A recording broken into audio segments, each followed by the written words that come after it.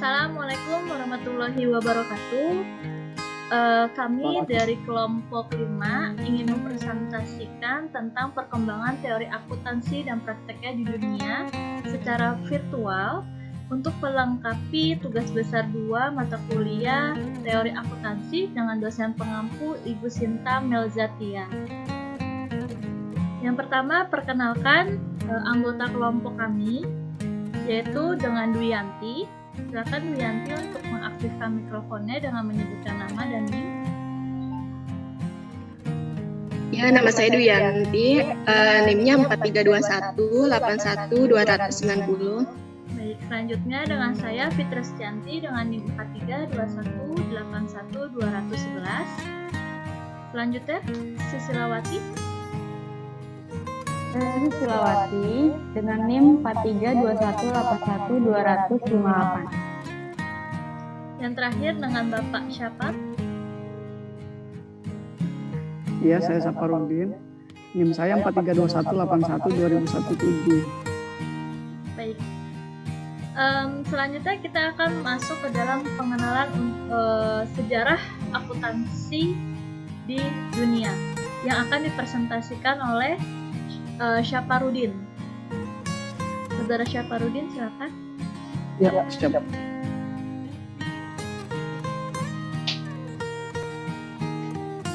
Pada tahun 1494, Luca Pacioli mempublikasikan buku yang berjudul Summa de Arithmetica Geometrica Proportioni et Proportionalia. Dalam buku tersebut terdapat subjudul Tractus de Computis et Scriptoris yang mengajarkan sistem pembukuan berpasangan.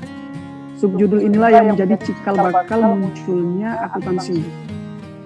Kemudian, setahun setelah buku tersebut dipublikasi, akuntansi mulai diterapkan di Italia.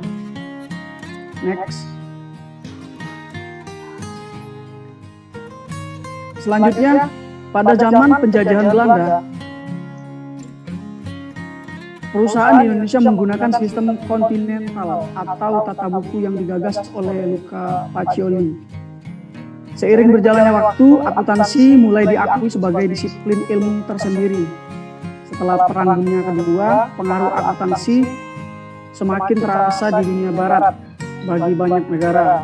Akuntansi merupakan masalah nasional dengan standar dan praktek nasional yang melekat erat dengan hukum dan aturan profesional.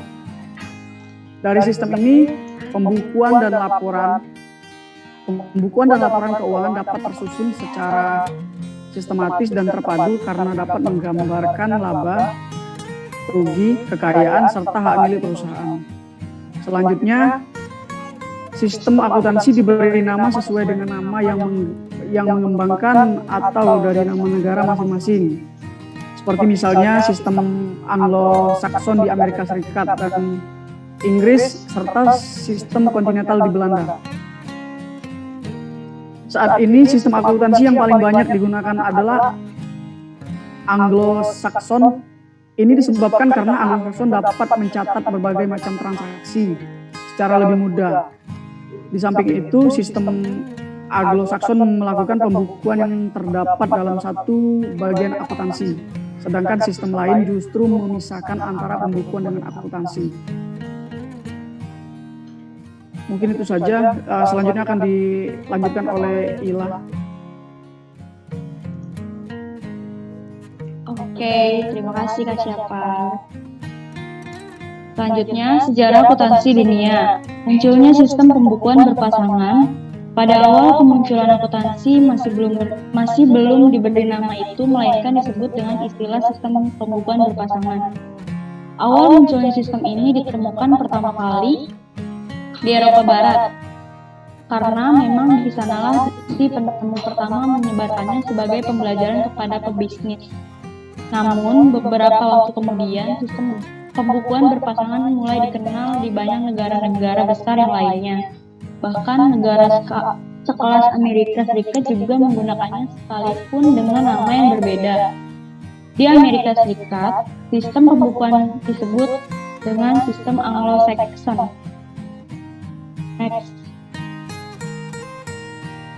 Pada tahun 1957, peristiwa konfrontasi Irian Barat yang melibatkan Indonesia dan Belanda sehingga berakibatkan pada seluruh pelajar yang berada di Belanda ditarik dan melanjutkan studinya di berbagai negara, salah satunya adalah Amerika. Penanaman modal asing atau PMA memberikan dampak positif terhadap perkembangan akuntansi, khususnya sistem akuntansi Anglo-Saxon. Pada perkembangan berikutnya, akuntansi Indonesia menerapkan pedoman standar akuntansi keuangan atau PSAK sebagai upaya penyesuaian terhadap kondisi global, peningkatan transparansi laporan keuangan, dan peningkatan kualitas laporan keuangan di Indonesia. Selanjutnya akan dilanjutkan oleh rekan saya. Ya, presentasi selanjutnya akan saya lanjutkan berikutnya yaitu standar akuntansi internasional. Yang pertama ada IASB. Tujuan dari IASB yaitu yang pertama mengembangkan untuk kepentingan publik seperangkat standar akuntansi yang berkualitas tinggi, mudah dimengerti dan tidak sulit dilaksanakan. Yang menurut informasi berkualitas tinggi, transparansi dan sebanding mengenai laporan keuangan dan kondisi keuangan lainnya. Yang kedua, memajukan penggunaan dan penerapan yang tepat dari standar yang dibuat. Yang ketiga, memperhatikan kebutuhan khusus perusahaan kecil menengah dan mengembangkan ekonomi guna memenuhi tujuan nomor 1 dan 2. Yang keempat, meningkatkan kualitas konvergensi standar akuntansi di setiap negara, standar akuntansi internasional dan standar pelaporan keuangan internasional. Yang kedua itu ada EU. Salah satu tujuan EU adalah untuk mencapai integrasi pasar keuangan Eropa.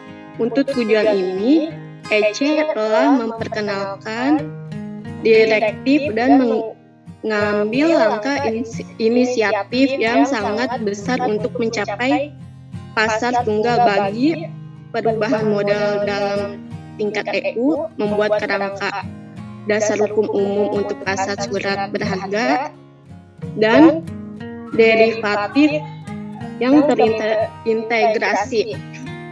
Yang ketiga, mencapai satu set standar akuntansi tunggal untuk perusahaan-perusahaan yang sahamnya tercatat. Kemudian ada presentasi dari saya. Untuk presentasi selanjutnya akan diteruskan oleh Kauci. Ya, terima kasih Saudari Wiyanti. Selanjutnya, standar akuntansi internasional adalah International Federation of Accountants atau IFAC atau IFAC. Misi IFAC adalah memperkuat profesi akuntansi di seluruh dunia dan memberikan peran terhadap perkembangan ekonomi internasional yang kuat dengan mendirikan dan memajukan kesetiaan terhadap standar profesional berkualitas tinggi, memperluas konvergensi internasional, dan berbicara mengenai masalah kepentingan publik di mana keahlian profesi tersebut lebih relevan. Yang terakhir adalah Governmental Accounting Standards Board atau GASB. Standar ini dinamakan sebagai prinsip-prinsip akuntansi yang berlaku umum atau Generally Accepted Accounting Principle. Standar ini diperlukan sebagai patokan atau pedoman dalam penyusunan laporan keuangan yang baku. Dengan adanya standar ini, pihak manajemen selaku pengelola dana dan aktivitas perusahaan dapat mencatat, mengikhtisarkan, dan melaporkan seluruh hasil kegiatan operasional maupun finansial perusahaan secara baku dan transparan. GAAP bersumber dari beberapa ketetapan-ketetapan yang dikeluarkan oleh berbagai organisasi pembentuk standar akuntansi di Amerika seperti FASB, EITE, AICPA, dan SEC. Ketetapan-ketetapan yang dikeluarkan oleh masing-masing organisasi tersebut memiliki tingkat kewenangan atau otoritas yang berbeda. Contohnya dokumennya yang diterbitkan oleh FASD menentukan sumber prinsip akuntansi dan kerangka kerja pemilihan prinsip yang akan digunakan dalam penyusunan laporan keuangan. Slide selanjutnya.